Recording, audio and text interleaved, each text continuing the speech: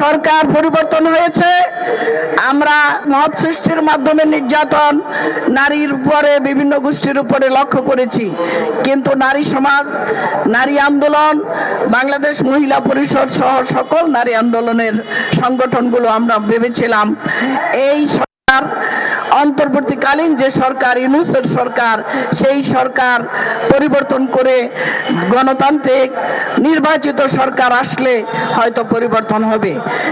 এই নির্বাচনের পূর্বে যে সকল গুটি কয়েক রাজনৈতিক দল নির্বাচনে অংশগ্রহণ করেছে, সেই নির্বাচনে কম থেকেই ওয়াদা করে এসেছে।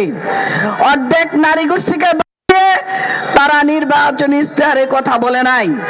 তারা রাষ্ট্র গঠনের জন্য নতুন মেকানিজম করবে, স্বস্তির রাষ্ট্র প্রতিষ্ঠিত করবে, গণতান্ত্রিক প্রতিষ্ঠা করবে, নারী পুরুষের সমতা বিন্যাস করবে, এই সুন্দর চমকপ্রদ কথা দিয়ে তারা ক্ষমতায় এসেছেন।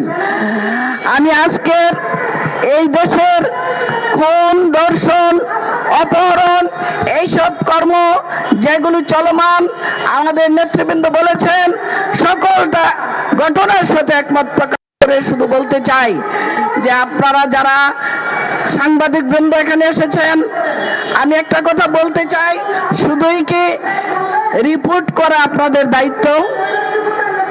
একজন শিক্ষকের কি শুধু দায়িত্ব ছাত্র পড়ানো? একজন ডাক্তারের কি শুধু দায়িত্ব তার চিকিৎসা সেবা দেওয়া? উনি কি নাগরিক নয়? উনি কি শিক্ষক কি নাগরিক নয়? ডাক্তার নাগরিক নয়? আপনারা যারা সাংবাদিক বৃন্দ আছেন, আপনারা কি এই দেশের নাগরিক নয়?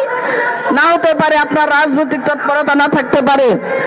প্রিয় সাংবাদিক ভাইরা, আপনারা, আমরা এই নারী সমাজের এই আন্দোলনের মধ্য দিয়ে আজকে বলতে চাই, আপনাদের কাছে জোর আহ্বান রাখতে চাই, আপনারা কেবল রিপোর্ট করার ক্যামেরাম্যান হয়েন না। আপনারা হাতে ক্ষমতা আছে।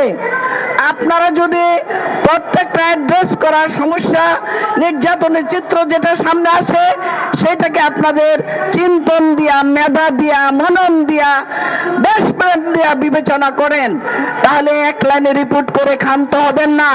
আপনারা প্রত্যেকে আমাদের মতো একটা মায়ের সন্তান, আমাদের সন্তান আপনারা। আপনাদের কাছে আহ্বান রাখতে চাই, বাবারা, বোনেরা, আপনারা শুধু লেখক হন না, আপনারা প্রতিবাদী ক্ষুরদার লেখনী এই সমাজে এখন উপস্থাপন করুন। আমরা নারী সমাজ আপনাদেরকে ইস্যু দিব, এজেন্ডা দিব, সব সামনে তুলে আনবো। সেইটাকে বিস্তৃত করে আপনারা নাগরিক দায়িত্ব পালন করেন।